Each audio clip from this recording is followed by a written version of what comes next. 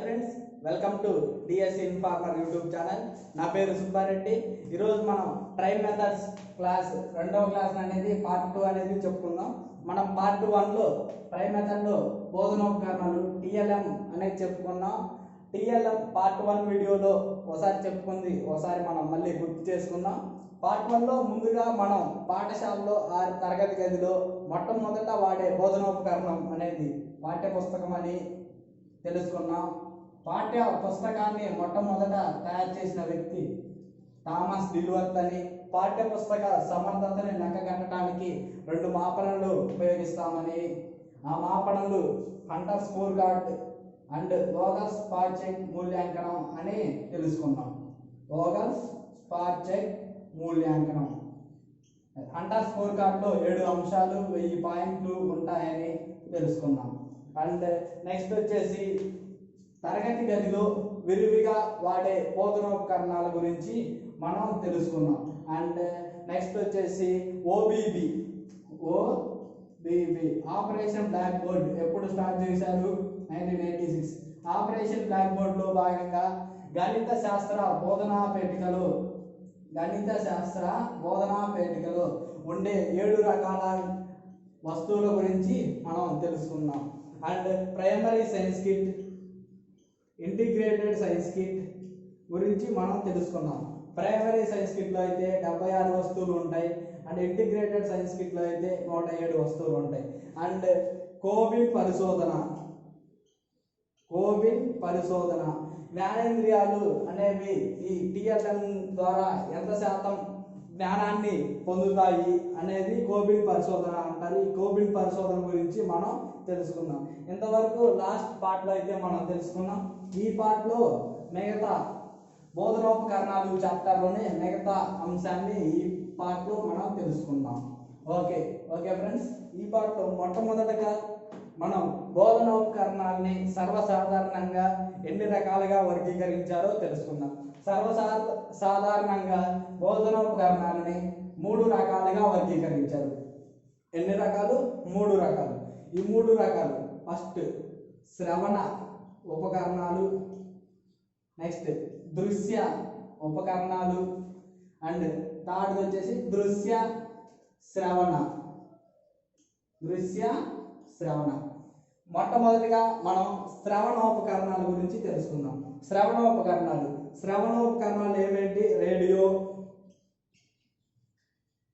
Tape recorder,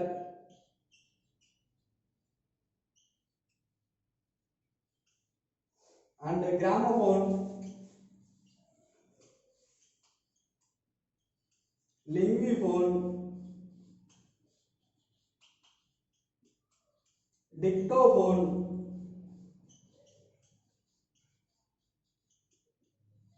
CDs. ఇవి శ్రవణోపకరణాలు. Radio, tape recorder, gramophone, linguaphone, dictaphone, CDs and పోలీసుల చేతిలో ఉంటాయి, మాట్లాడుతుంటారు, వైర్లెస్ సెట్స్. ఇవన్నీ కూడా శ్రవణోపకరణాలు. ఇప్పుడు మనం దృశ్యోపకరణాల్లో బల్లలు, అన్ని రకాల బల్లలు, నల్ల బల్ల, ప్రదర్శన బల్ల, అయస్కాంత బల్ల, ఇవన్నీ బల్లలు. మ్యాపులు అంటే పటాలు, రిలీఫ్ మ్యాపులు, ప్రత్యేక పటాలు, ఇవన్నీ. అండ్ గ్లోబులు, ప్రదర్శనలు, అండ్ ఓహెచ్బి, మ్యాజికల్ ల్యాటర్న్, ఎపిడయాస్కోప్,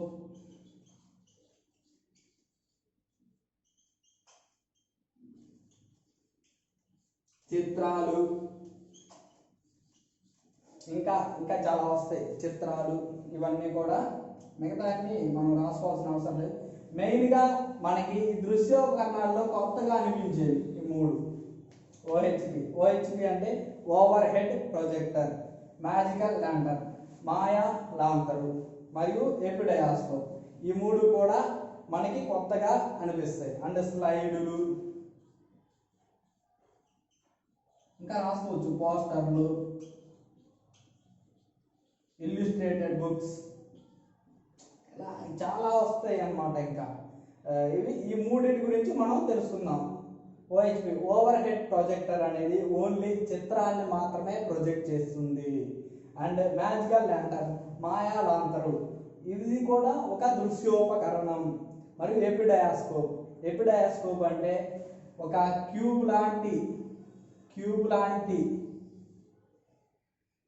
లాంటి వస్తువులో చుట్టూరు కూడా లోపల అనేవి అద్దాలు ఉంటాయి. బయటికి ట్రాన్స్పరెంట్గా ఉంటుంది, కనపడదు. కేవలం ఒక భాగంలో మాత్రమే చూడడానికి ఒక భాగంలో మాత్రమే ఓపెన్ చేసి ఉంటుంది. దాంట్లో చూసినట్లయితే ఒక పెద్ద ప్రదేశం ఉన్నట్టు కనపడుతుంది. ఒక చిన్న బొమ్మ పెట్టినా కానీ పెద్ద ప్రదేశం ఉన్నట్టు కనపడుతుంది అన్నమాట. అది ఇల్లుస్ట్రేటెడ్ అంటే ఒక పెద్ద ప్రదేశాన్ని మనం ఎపిడయాస్కోప్ అనేది ఏర్పరుస్తుంది. అండ్ దృశ్య శ్రవణ ఉపకరణాలు అంటే మనకి బాగా తెలుసు TV, computer, cinema and videos, VCDs,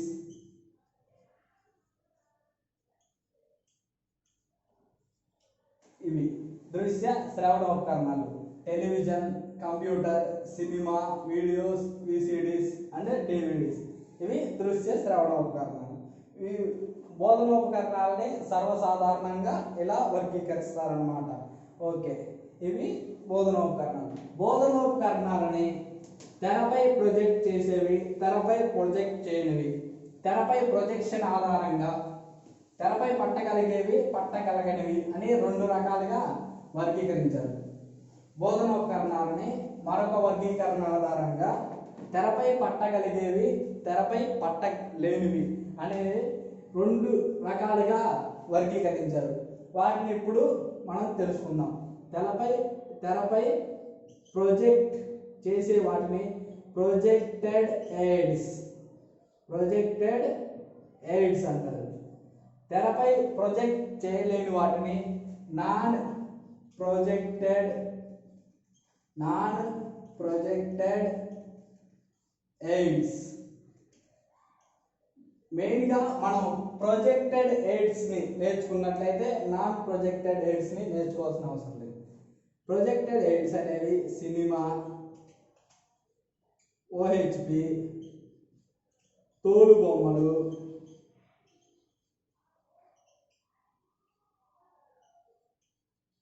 ఇవి సినిమా, ఓహెచ్పి, తోలుబొమ్మలు అండ్ మ్యాజికల్ ల్యాంటర్న్.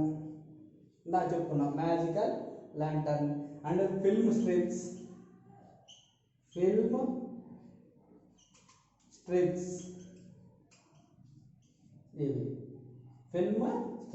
ఇవన్నీ కూడా తెరపై ప్రొజెక్ట్ చేసేవి అనమాట. తెరపై ప్రొజెక్ట్ చేస్తే మాత్రమే ఇవి కనపడతాయి. సినిమా, ఓహెచ్పి, తోలుబొమ్మలు, magical lantern and film strips and non projected aids. మిగతావన్నీ బొమ్మలు, మ్యాప్లు, చిత్రాలు ఇంకా మిగతావన్నీ వస్తాయి ఫ్రెండ్స్. ఇవి కేవలం వీటిని మాత్రమే గుర్తు పెట్టుకోవాలి. ప్రొజెక్టెడ్ ఎయిడ్స్ అంటే ఏమిటి, నాన్ ప్రొజెక్టెడ్ ఎయిడ్స్ అంటే ఏమిటి, ఏదిగా తెలుసుకోవాల్సిన విషయం.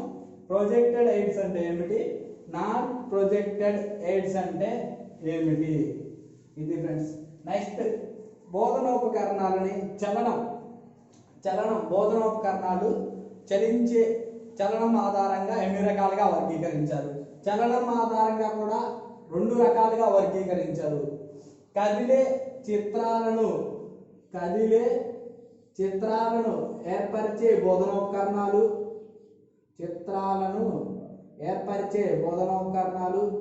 అండ్ కథలని చిత్రాలను ఏర్పరిచే బోధనోపకరణాలు. కదిలే చిత్రాలను ఏర్పరిచే బోధనోపకరణాలని ఇంగ్లీష్లో డైనమిక్ ఎయిడ్స్ అని, కథలని చిత్రాలను ఏర్పరిచే బోధనోపకరణాలని స్టాటిక్ ఎయిడ్స్ అని అంటాం. కదిలే చిత్రాలను ఏర్పరిచేవి మనకి తెలుసు TV, computer and next cinema,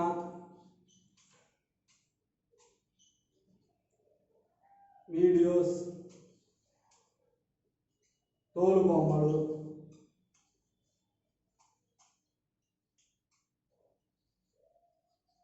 ఇవి ఇవి టీవీ, కంప్యూటర్, సినిమా, వీడియోస్, తోలుబొమ్మలు. ఇవి కదిలే చిత్రాలని ఏర్పరుస్తాయి. కదిలే చిత్రాలని ఏర్పరుస్తాయి. కదలని చిత్రాలు ఓహెచ్పి అండ్ మ్యాపులు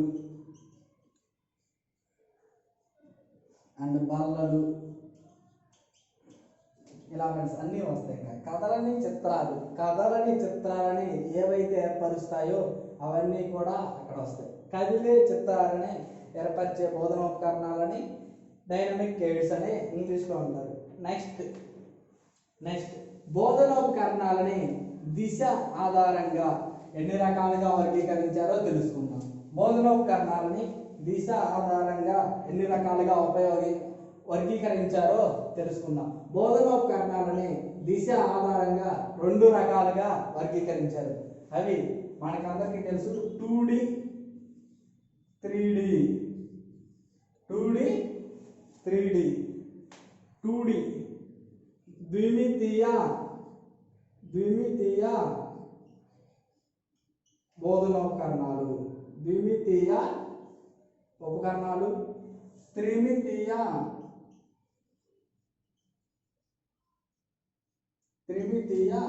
ఉపకరణాలు. ద్విమితీయ ఉపకరణాల కిందకి బల్లలు, మ్యాపులు, పోస్టర్లు,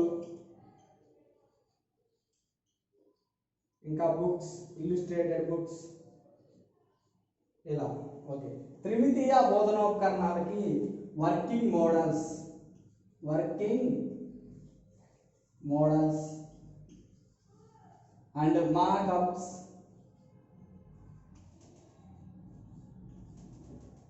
ఇంకా మిగతా అన్నీ వస్తాయి. గ్లోబులు, ఇలా. త్రిమితీయ బోధనోపకరణాలు అంటే పొడవు వెడల్పుతో పాటు ఎత్తు లేదా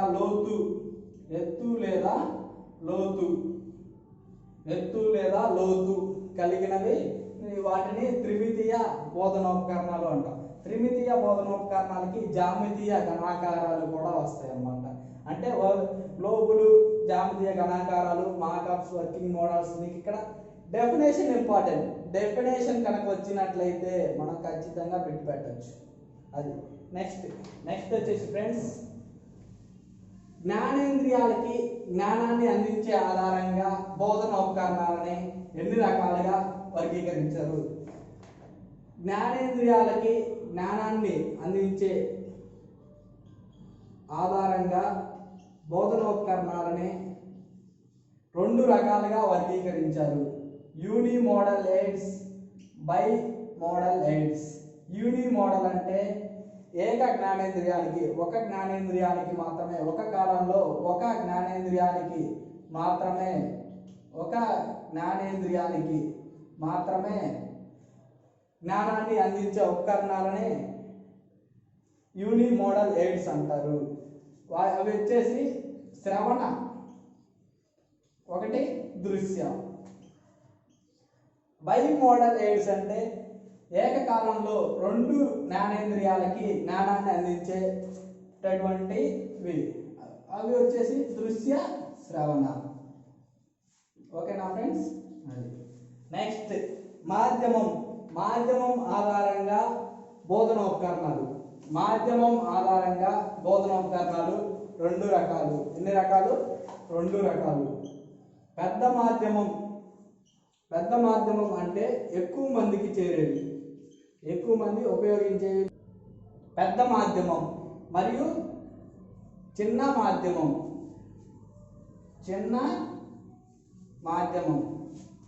మాధ్యమం ఆధారంగా బోధనోపకరణాలు 2 రకాలు. ఒకటి పెద్ద మాధ్యమం, 2 చిన్న మాధ్యమం. పెద్ద మాధ్యమం అంటే సినిమా అండ్ కంప్యూటర్. టీవీ, ఇవి మాత్రమే వస్తాయి. ఇంకా మిగతా అన్ని రేడియో, ఇవన్నీ కూడా చిన్న మాధ్యమం మాత్రమే.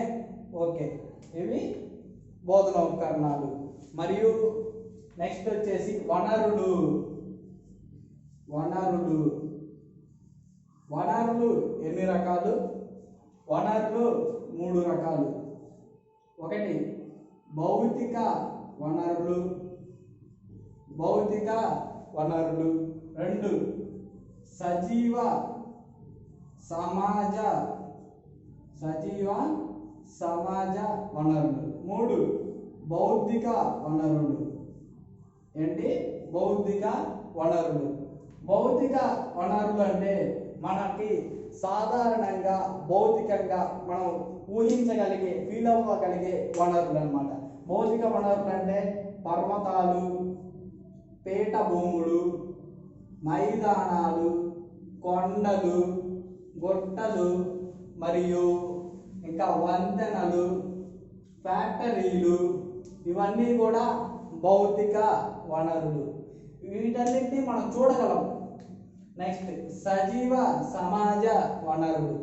మొక్కలు, జంతువులు, మానవులు, సూక్ష్మజీవులు, మరియు వ్యవసాయ క్షేత్రాలు, జూలు, పార్కులు, ఇవన్నీ కూడా సజీవ సమాజ వనరులు. నెక్స్ట్ భౌతిక వనరులు. భౌతిక వనరులు అంటే డాక్టర్లు, లాయర్లు, టీచర్లు, వృత్తి నిపుణులు, అండ్ సిఆర్పి, ఎంఆర్సి, ఇలా అన్ని భౌతిక వనరులు. అంటే సమాజంలో పేరు మోసిన రాజకీయ నాయకులు కూడా వస్తారు. భౌతిక వనరులు ఒకరికి మార్గదర్శకత్వం చేయగలిగేవారు, భౌతిక వనరులు. నెక్స్ట్ వచ్చేసి ఎల్ఎల్ బెర్నార్డ్ ప్రకారం వనరులు ఎన్ని రకాలో తెలుసుకుందాం. ఎల్ఎల్ బెర్నార్డ్ ప్రకారం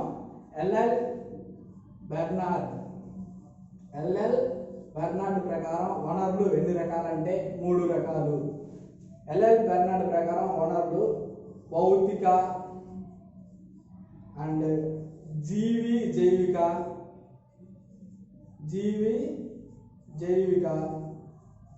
చివరగా సాంఘిక సాంస్కృతిక. ఈ ఎల్ఎల్ బెర్నార్డ్ ప్రకారం వనరులు అన్నమాట. ఇక్కడ భౌతిక వనరులు అంటే వాతావరణం, జలావరణం అండ్ భూ ఆవరణం. ఇక్కడ ఎల్ఎల్ బెర్నార్డ్ ప్రకారం భౌతిక వనరులు అంటే వాతావరణం, జలావరణం, భూ ఆవరణం. జైవిక వనరులు అంటే మొక్కలు, జంతువులు, సూక్ష్మజీవులు. జైవిక. సాంస్కృతిక వనరులు అంటే సమాజం, ఆర్థికం మరియు సాంఘిక రాజకీయ పరిస్థితులు. ఎల్ఎల్ బెర్నార్డ్ ప్రకారం వనరులు ఎన్ని రకాలు? ఎల్ఎల్ బెర్నార్డ్ వనరుల వర్గీకరణలో ఉన్నది ఏమిటి, లేనిది ఏమిటి అని కూడా బిట్ అడగవచ్చు. ఎల్ఎల్ బెర్నార్డ్ ప్రకారం సాంఘిక సాంస్కృతిక వనరుల్లో ఈ క్రింది వాటిలో ఉన్నది ఏమిటి అంటే సమాజం, ఆర్థికం మరియు రాజకీయం. ఇది వనరులు. నెక్స్ట్ వచ్చేసి కృత్యోపకరణాలు. మనం తరగతి గదిలో ఉపయోగించే కృత్యోపకరణాల గురించి తెలుసుకుందాం. కృత్యోపకరణాల్లో మొట్టమొదటిది హెర్బేరియం.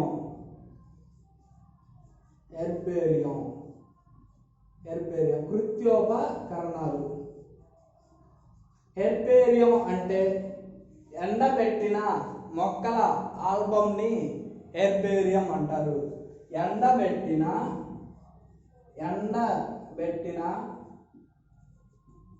మొక్కల మొక్కల ఆల్బమ్ని హెర్బేరియం అంటారు. హెర్బేరియం అనేది ఇలా ఉంటుందన్నమాట. హెర్బేరియం ఎండబెట్టిన మొక్కల ఆల్బమ్ని హెర్బేరియం అంటారు. ఈ హెర్బేరియంని ఎప్పుడు వాడతారు అంటే జీవశాస్త్రంలో సజీవంగా ఉన్న మొక్కలు లభ్యం కానప్పుడు ఈ హెర్బేరియంని ఉపయోగిస్తారు. ఈ హెర్బేరియంలో ఈ మొక్కల విడిభాగాలు ఎండిపోకుండా లేకపోతే బూజు పట్టకుండా గ్లిజరిన్ని అప్లై చేస్తారు.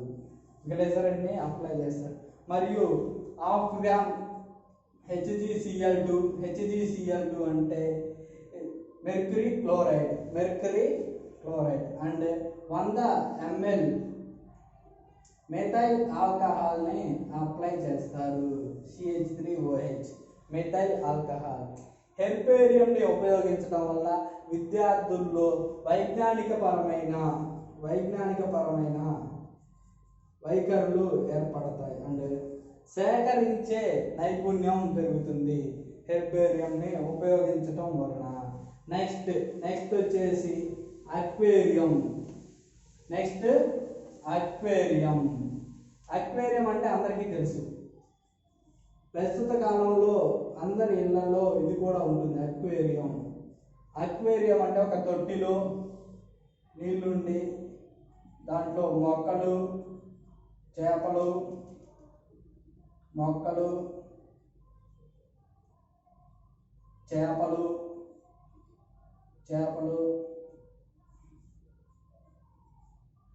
ఉంటాయన్నమాట అండ్ నత్తలు.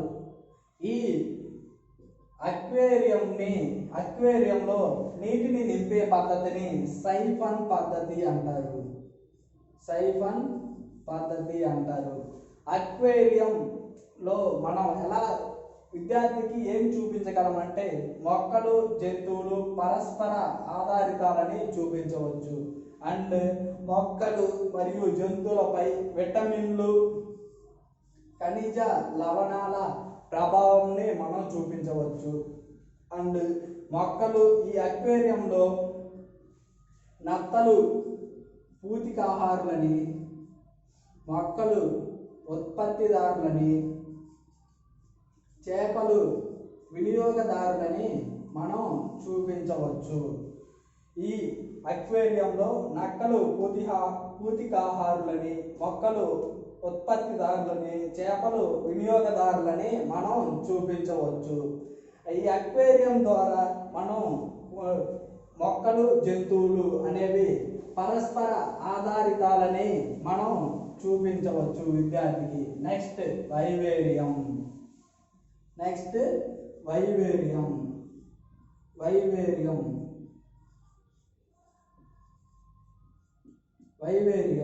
వైవేరియం అనేది ఒక సీసాలో సగభాగం మట్టితో నింపి ఉంటుంది. దీనిపై మొక్కలు భూమిపై జరిగే బాష్పోత్సేక ప్రక్రియని మనం సీసాలో చూపించవచ్చు వైవేరియం ద్వారా. మొక్కలు ఇది భూచర కల్పిత స్థావరం. దీనిని భూచర కల్పిత స్థావరం. ఓకే, భూచర కల్పిత స్థావరం అని టెర్రేరియం అంటారు. వైవేరియం ద్వారా మనం ఏమి చూపించవచ్చు అంటే భూమిపై జరిగే బాష్పోత్సేక ప్రక్రియని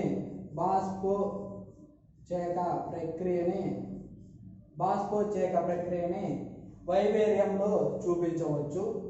ఇది ఓకే. నెక్స్ట్ వచ్చేసి టెర్రేరియం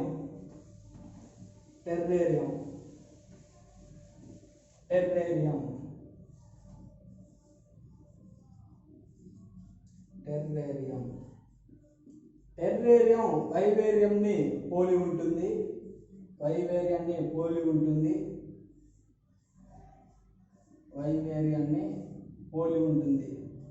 సగభాగం నీళ్లు మరియు సగభాగం మట్టితో నిండి ఉంటుంది. దీనిని భూచర కల్పిత స్థావరం అంటారు. మరియు దీనిని ఉభయచరాలు ఎలా జీవిస్తాయి అనేది దీని టెర్రేరియం ద్వారా మనం చూపించవచ్చు. నెక్స్ట్ మనం పటాలు లేదా మ్యాప్లు మ్యాప్ అనే పదం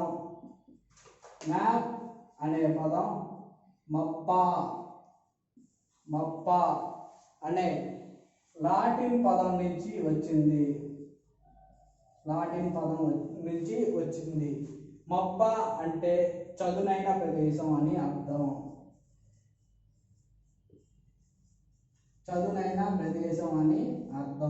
మప్ప అంటే చదునైన ప్రదేశం అని అర్థం. మ్యాపులు సాంఘిక శాస్త్ర ఉపాధ్యాయుడికి చేతిలో ఊతకర్ర వంటివి. నెక్స్ట్ మొట్టమొదటిగా భౌగోళిక మ్యాపులు. ఇక్కడ మనం చూసాం భౌగోళిక అంటే భౌగోళిక ప్రదేశాలని చూపే మ్యాపులను భౌగోళిక మ్యాపులు అంటాం. ప్రతి పీఠభూములు మరియు మైదానాలు ఇలా భౌగోళిక ప్రదేశాలన్నింటినీ అండ్ నెక్స్ట్ వచ్చేసి పర్వతాలు వీటన్నిటిని చూపించే మ్యాప్ని భౌగోళిక మ్యాపులు అంటాం. నెక్స్ట్ రాజకీయ పటాలు లేదా రాజకీయ మ్యాపులు. రాజకీయ మ్యాపులు అంటే రాజధానులు, రాష్ట్రాలు అండ్ వివిధ సరిహద్దులు చూపించే మ్యాప్లని రాజకీయ మ్యాపులు అంటాం. నెక్స్ట్ వచ్చేసి రిలీఫ్ మ్యాపులు లేదా పటాలు. రిలీఫ్ పటాలు అంటే భౌగోళిక, రాజకీయ మరియు ఈ ఎత్తైన ఉబ్బెత్తుగా ఉండేటటువంటి నిర్మాణాలు కలిగిన పటాలు. ఇవి ఖర్చుతో కూడుకున్నవి. ఈ రిలీఫ్ పటాలు ఎవరికి ఎక్కువగా ఉపయోగపడతాయంటే అంధ విద్యార్థులకైతే ఎక్కువగా ఉపయోగపడతాయి. రాజకీయ మరియు భౌగోళిక పటాలని కలిపితే రిలీఫ్ పటాలు అనేవి ఏర్పడతాయి. ఇవి ఎక్కువగా ఎవరు ఉపయోగిస్తారంటే అంధ విద్యార్థులకి ఎక్కువగా ఉపయోగిస్తారు. మరియు వీటిని తయారు చేయటం ఖర్చుతో కూడుకున్న పని. నెక్స్ట్ ప్రత్యేక పటాలు. ఒక ప్రత్యేక ప్రదేశం గురించి మనం వివరించాలనుకుంటే ఈ ప్రత్యేక పటాలు అనేవి అవసరం. మనం ఒక ప్రత్యేక ప్రదేశం, ఒక గుంటూరు గురించి వివరించాలంటే ఈ ప్రత్యేక పటాలు అనేవి కావాలి. ప్రత్యేకంగా గుంటూరు మ్యాప్ అనేది మనం తయారు చేయాలి. అండ్ ఈ టాపిక్లో మీకు ఏమైనా డౌట్స్ ఉంటే కింద కామెంట్ చేయండి. అండ్ మా డిఎస్సి ఇన్ఫార్మర్ యూట్యూబ్ ఛానల్ని ఎప్పుడూ ఫాలో అవుతూ ఉండండి. అండ్ మీరు ఈ డిఎస్సి ఇన్ఫార్మర్ యూట్యూబ్ ఛానల్ని ఫాలో అవుతూ ఉండండి. Thank you friends, thank you for watching.